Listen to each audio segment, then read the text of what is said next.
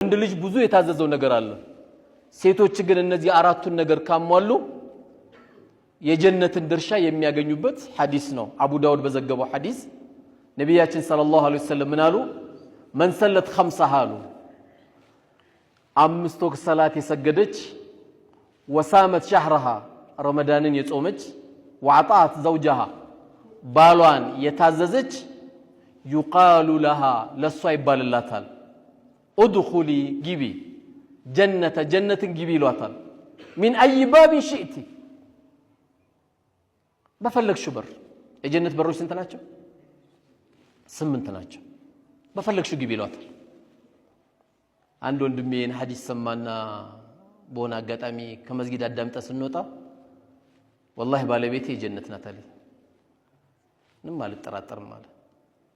ምን ነው ስለው والله መስክሬላታለሁ አለ እናቴ ናት እሷ አለ በቃ መስክሬላታለሁ አለ